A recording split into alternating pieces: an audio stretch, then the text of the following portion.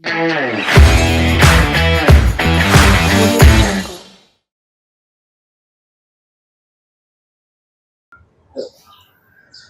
warahmatullahi wabarakatuh. Waalaikumsalam warahmatullahi wabarakatuh. Halo sahabat Bawaslu dimanapun Anda berada. Pada kesempatan kali ini ketemu lagi dengan kami podcast Ngobras, ngobrol bareng Bawaslu Kudus. Pada kesempatan kali ini kita akan ngobrol mengenai pengawasan pemilu, lebih tepatnya pendidikan pengawasan partisipatif. Ada 3 narasumber yang datang pada kali ini, yakni dari peserta pendidikan pengawas partisipatif daring tahun 2025. Siapakah saja itu? Mari kita kenalan sama tamu kita pada kali ini. Ya, yang pertama ada Mas Muhammad Yusulhana.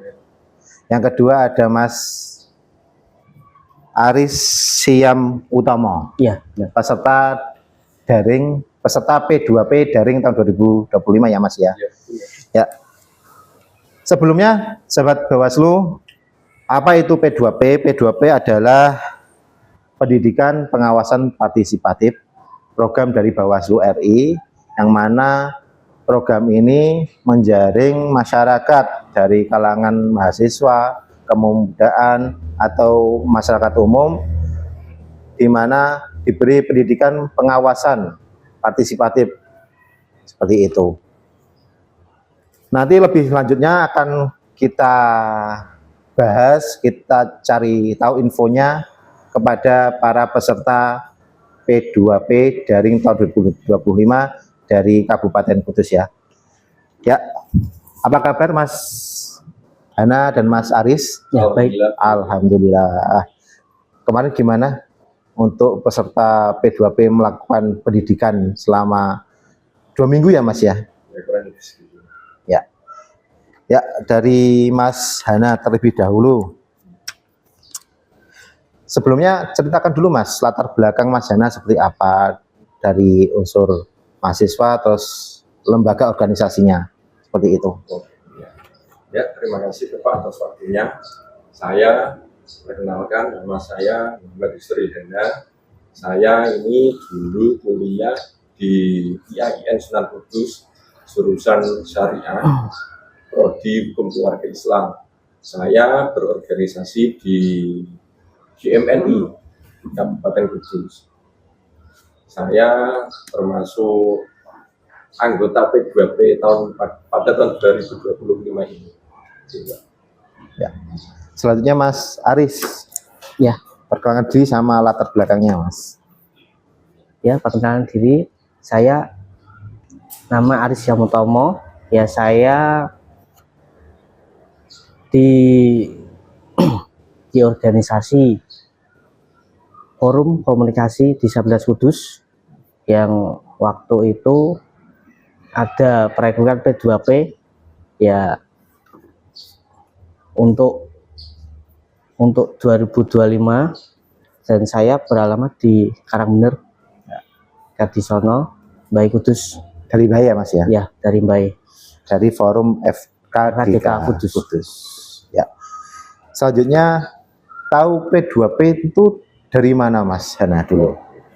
Pertama gini Pak, ceritanya itu awal mula P2P itu ada teman saya yang ketua GMNI Kabupaten Kudus menginfokan bahwa diinstruksikan untuk mengikuti P2P Kabupaten Kudus, disuruh ikut, tetapi itu ada semacam miskomunikasi.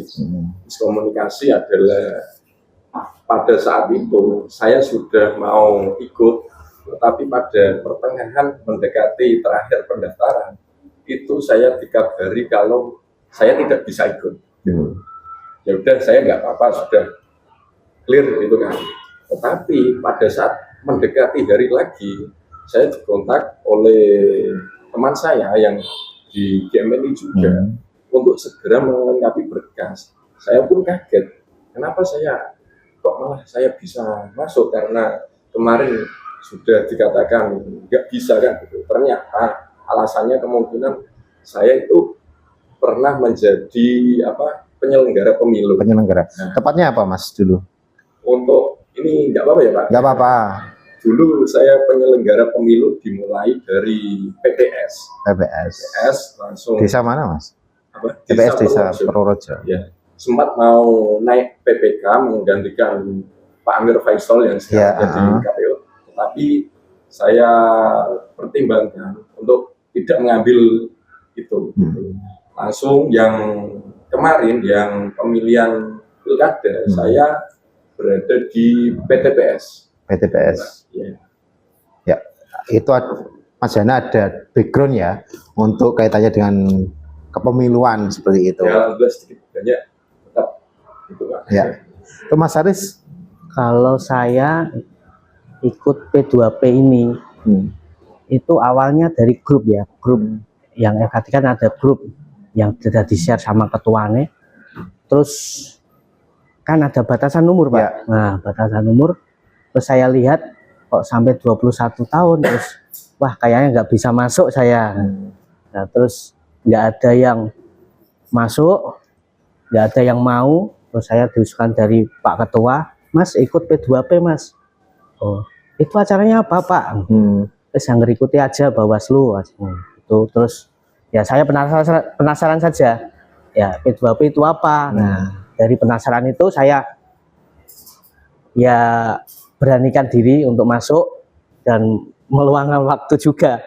Kan saya backgroundnya di rumah kan kerja juga. Nah, terus dari itu terus saya ya buat pengalaman aja untuk masuk di P2P Bawaslu. Dan ya dulu saya waktu pemilu 2000 yang presiden dulu Pak, yang ya 2024 saya pernah jadi pengawas TPS ya, TPS ya.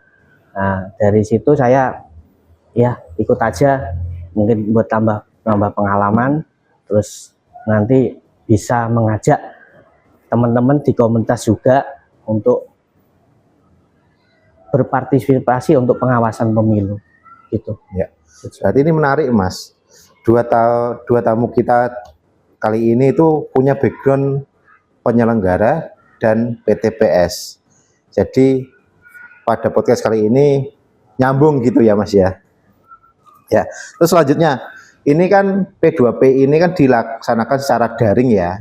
Itu ada kendala atau cerita menarik nggak selama proses pembelajaran daring ini? Kan di rumah tidak bisa tatap muka. Seperti apa ceritanya teman-teman? Dari Mas Aris dulu. Ya, kalau saya ya sebenarnya tahu namanya aja, nggak tahu wajahnya. Terus untuk daring ya kemungkinan menurut saya ya kurang gimana ya, kurang efektif lah. Jadi untuk apa, materi yang disampaikan itu ya kan ada kesibukan. Nah, mungkin ya untuk saya sendiri ya, saya kan di toko lah, seringkali kalau ada orang beli gitu terus ya terskip lah untuk materinya gitu ya, seperti itu ya. Untuk kedepannya ya kalau bisa ya dilakukan secara offline ya, luring ya berarti seperti itu gitu. Ya. Mas Hana ya, seperti apa Mas? Jujur sih untuk terkait P2P dilakukan secara daring itu memang itu Pak terdapat banyak kendala juga. Yang pertama untuk terkait apa namanya tatap muka itu kalau secara Zoom itu terkadang gini, misal saya ini mengikuti Zoom ya, bisa saja saya nggak mengaktifkan on cam saya. Itu biasanya yang di peserta Zoom tak lihat itu banyak yang tidak mengaktifkan kamera gitu. Otomatis saya nggak usah mengaktifkan kamera aja kalau gitu. Banyak loh teman-temannya yang nggak mengaktifkan gitu. Tetapi resikonya kalau daring itu memang kalau di rumah itu memang rawan ngantuk. Itu pertama itu. Yang kedua, kalau dilihat dari sisi apa namanya efisiensi memang benar untuk daring bisa mungkin memangkas mobilitas, anggaran dan lain sebagainya. Tapi yang juga harus perlu dipertimbangkan mungkin harapan saya tahun depan kalau P2P bisa dilakukan secara luring. Ya, gitu. Seperti itu. Ya, terima kasih atas masukannya Mas Ari sama Mas Yana. Terus dari materi P2P kemarin Mas, itu apa yang membuat Anda berkesan dari sektor atau dari tema apa? Kan ada banyak, 8 tema yang diangkat kemarin waktu daring P2P itu yang masih melekat di ingatan teman-teman peserta daring tahun 2025 itu apa? Dari Mas Yana dulu. Ya sebenarnya saya juga mungkin sudah agak lupa juga terkait materi yang disampaikan, tapi saya yang masih ingat itu tentang penyampaian kalau nggak salah dari Pak Imam Subandi kalau nggak salah. Pak Imam Subandi. Kalau nggak salah. Ya. Kordif. Ya, dari Bawaslu Kudus ya. Ya. Sengketa dan hukum. Kalau nggak salah menerangkan tentang tata cara pengaduan untuk istilahnya saya lupa. Pengaduan sengketa. Pengaduan sengketa pemilu. Ya. Nah, itu yang saya agak menarik juga karena saya sendiri memang baru pemula untuk melihat tata cara yang seperti itu mungkin butuh effort juga Pak. Kalau saya menilai ya itu butuh effort juga. Tentunya mungkin bagi orang awam kalau melakukan itu bukan suatu hal yang mudah gitu. Jadi mungkin adanya P2P ini sangat memfasilitasi masyarakat, pemuda dan lain sebagainya untuk bisa saling berpartisipasi untuk menyelenggarakan, mengawasi berjalannya pemilu di Indonesia ini. Ya, berarti baru tahu sengketa itu apa, pelanggaran itu apa ya Mas? Ya, maksudnya gini Pak, kalau sengketa itu kan biasanya kita tahu lah, tapi tentang tata caranya, mekanismenya. Nah, itu yang mungkin bagi saya itu agak sedikit rumit, mungkin ya, kalau bagi menurut saya, karena saya kan baru tahu tentang itu. Paling tidak dari pendidikan P2P ini, dari sengketa itu masyarakat umum tahu lah mekanismenya seperti apa, kan seperti itu. Maksudnya Mas Aris yang masih mengenai materi P2P kemarin secara dari itu apa? Aku sih banyak lupa ya Pak masalah itu Pak. Mungkin cerita waktu jenengan PTPS, jadi PTPS. Ini kan hal yang menarik Mas. Mas Aris kan punya spesial kan gitu. Oh iya. Kalau jadi PTPS itu ya ada beberapa tahapan ya. Yeah. Mulai dari apa? Dari pemasangan APK itu harus diawasi. Terus untuk apa? Penerimaan apa? Yang dari PPK itu loh harus diawasi juga. Terus pembukaan kotak juga harus diawasi. Nah, terus dari sini untuk teman-teman saya, terutama disabilitas. Nah, waktu pertama coklit itu ya, coklit saya sendiri ya yang mengalami.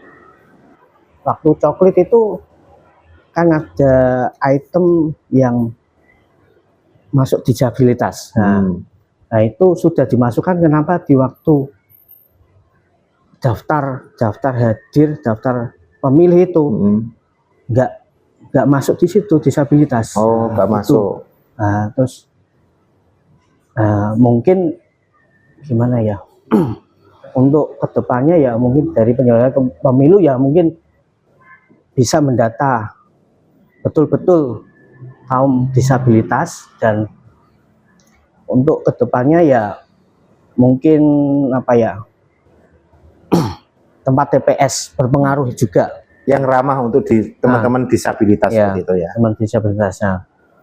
Untuk kedepannya ya bisa datanya bisa sesuai yang di lapangan lah. Ya. Gitu.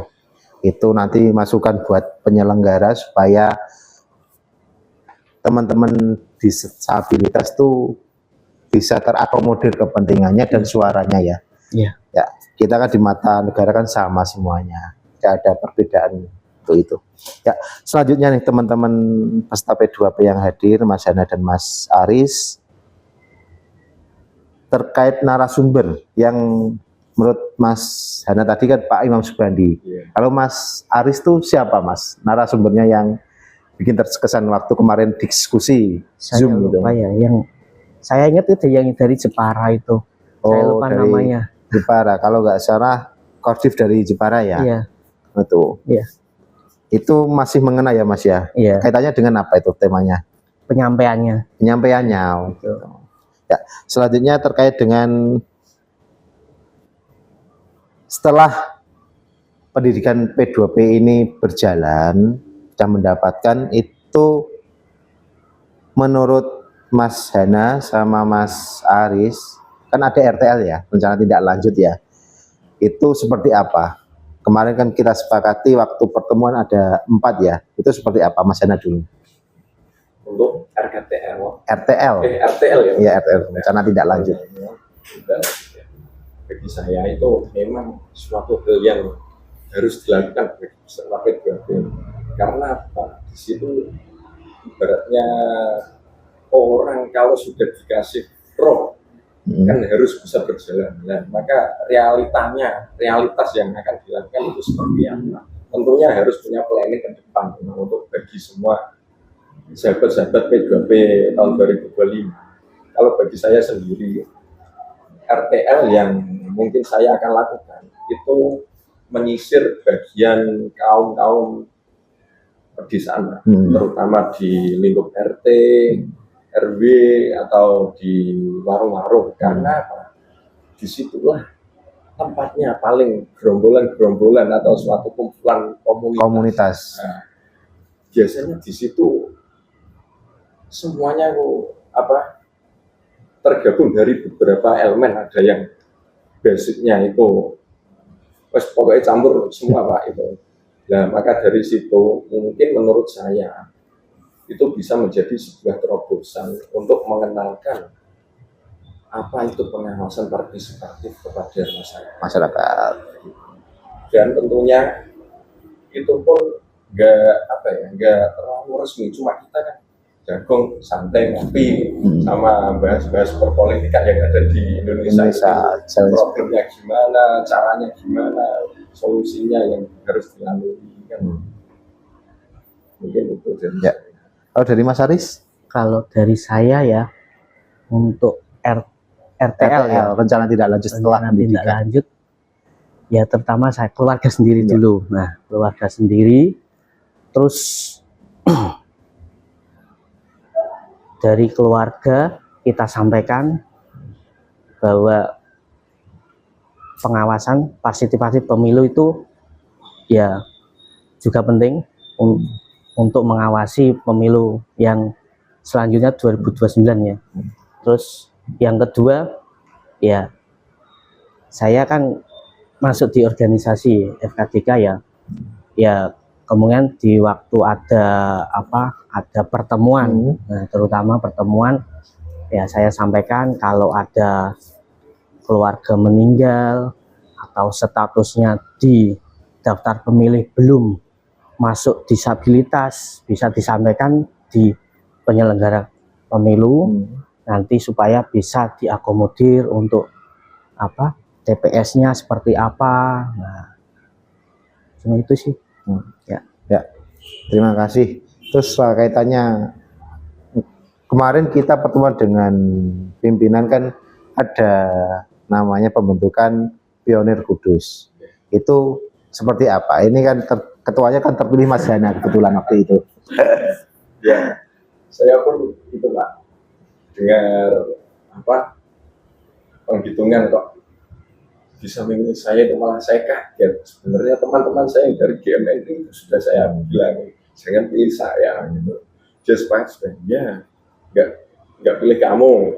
Saya mengusulkan orang dari salah satu orang lah, dia setuju. Tapi pada akhir saya kaget, loh kok yang masih saya ini gimana? Pasti kamu pilihnya saya kan? Enggak, beneran enggak saya gitu. Nah, otomatis saya agak shock Pak itu, karena mungkin agak belum siap juga ya untuk menjadi ketua. Tapi ya gimana lagi kalau sudah dikasih amanah, semoga ya bisa menjalankan amanah tersebut. Dan saya harapkan untuk kekompakan dari P2P kemarin anggotanya, semoga bisa saling menjaga tali silaturahim. Supaya apa? Kita mempunyai wadah untuk di masa pemilu yang akan datang di tahun 2029, kita bisa menjadi pengawas yang berbadan hukum seperti apa Pak? Perisai demokrasi. Oh ya itu, seperti itu. Jadi kita aman, ada legal standingnya gitu ya Pak. Ketika terjun di masyarakat untuk mengawasi, kalau kita berbadan hukum kan enak. Ketika ada masyarakat tanya, kamu dari mana? Oh saya dari ini Pak, dari Perisai Demokrasi katakanlah, misal gitu kan. Oh ya bisa akses data-data atau apa kan gitu bisa kan ya. Mungkin gitu. Kalau dari Mas Haris, adanya Pionir Kudus ini harapannya seperti apa? Ya, untuk saya sendiri ya, saya mewakili ya, Ya, teman-teman mewakili dari teman-teman disabilitas juga. Ya, supaya ya teman-teman kalau menemukan apa di waktu pemilu ya, Tahapan ya, pemilu. tahapan pemilu. Nah, jika menemukan apa kejanggalan atau apa pelanggaran, nah, bisa disampaikan. Mungkin saya bisa untuk menjembatani mereka lah kepada Bawaslu, bisa melaporkan. Nah, terus untuk selanjutnya di P2P kan sekarang dinamakan Pioner ya, Pioner Kudus. Nah, pengawasan partisipatif Kudus, ya. Selanjutnya ya bisa diikutkan juga untuk kedepannya di 2026 untuk anggotanya di pesertanya anggota di disabilitas. Nah, bisa dimasukkan lagi supaya teman-teman kita yang lain ya juga bisa mengikuti untuk program P2P. Ya, terima kasih Mas Haris. Ini yang terakhir ya Mas ya, kaitannya dengan pesan teman-teman peserta P2P ini, kaitannya dengan masyarakat belum mengenal mengenai pengawasan. Itu pentingnya pengawasan itu seperti apa bagi masyarakat? Dari Mas Yana dulu. Ya. Pentingnya pengawasan bagi masyarakat itu sangat penting menurut saya. Kenapa? Di bawah kerawanan penyelenggaraan pemilu itu terkadang ya memang dari bawahnya yang kurang optimal mungkin ya. Ya. Untuk kesadaran masyarakat itu memang harus diciptakan seoptimal mungkin, tentunya dengan memberikan edukasi, memberikan wawasan, sharing-sharing, ngobrol dan lain sebagainya. Dan untuk karena gini Pak, misal katakanlah di TPS itu ada seseorang yang melakukan pelanggaran, tapi dia tidak berani speak up, tidak berani bicara. Nah, maka saat itu sebenarnya dia itu punya hak untuk menyuarakan tersebut, tetapi dia tidak bisa akses kemana. Nah, maka hadirnya P2P ini semoga saja bisa untuk memberikan solusi di tengah-tengah masyarakat, sehingga masyarakat terasa ada keadilan dalam arti pemilu ini bisa adil, berintegritas. Seperti itu. Dari Mas Aris, untuk masyarakat supaya mengenal pengawasan pemilu itu seperti apa? Pentingnya seperti itu. Kalau dari saya ya, dari masyarakat itu ya penting ya, sangat penting untuk pengawasan ya, sama Suhana. yang diketahui masyarakat itu ya juga nggak tahu harus lapor kemana. Takut, nah takut untuk pengawasan itu. Nah untuk melaporkan itu takut sendiri Pak. Nah, dia kemungkinan ya bisa membuka apa ya dari Bawaslu ya, pengaduan atau call center atau gimana supaya masyarakat itu bisa secara apa ya privasi ya, nggak diketahui oleh oknum yang melakukan pelanggaran itu. Gitu, Pak. Ya.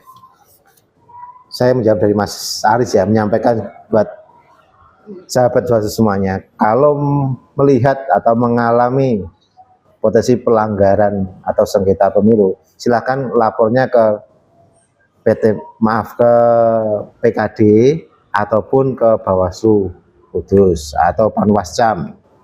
Itu akan kami tidak lanjuti seperti itu.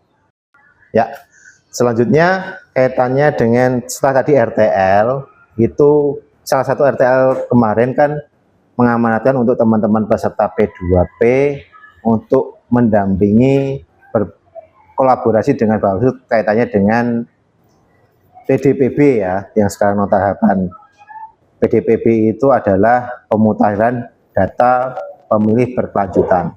Teman-teman peserta P2P ini dilibatkan untuk mendata warga atau masyarakat yang seharusnya masuk di DPT atau dihapus dari DPT. Seperti itu. Dari Mas Hana, seperti apa Mas? Ya. Untuk memasukkan data, misal ada pemilih yang potensial, yang umurnya belum 17 tahun pada saat di coklit, katakanlah, Ya. atau dia apa, data rumah itu. Nah, tetapi dia pada saat hari ya sudah berumur pas 17 tahun, katakanlah pas ya, itu memang sudah mempunyai hak untuk memilih. Nah, itu kan potensial, dan itu pun apa ya, harus kita seleksi, pencocokan tanggal dan bulan dan lain sebagainya. Apakah memang pada saat hari itu sudah memasuki 17 tahun atau belum? Kalau memang kurang 1 hari pun juga belum boleh kan?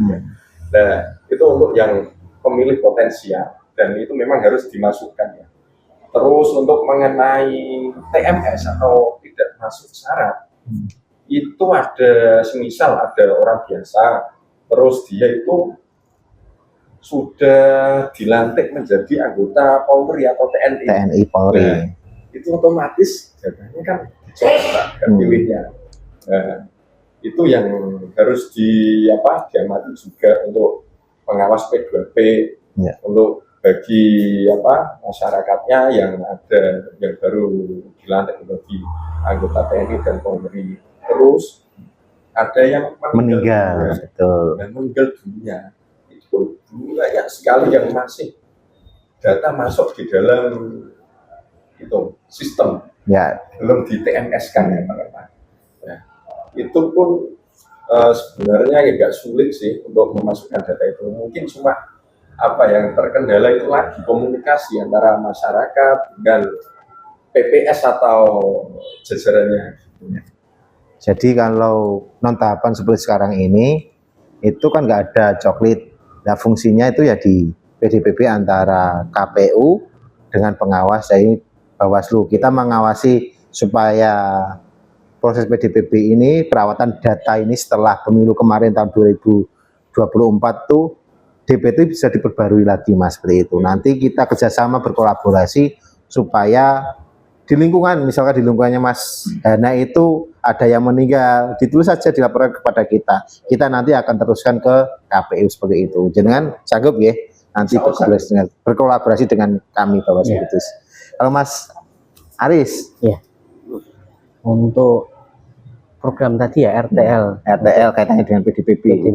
Nah, ya untuk kita ya anggota P2P ya, yang diketuai Mas Hana. Ya. Ya.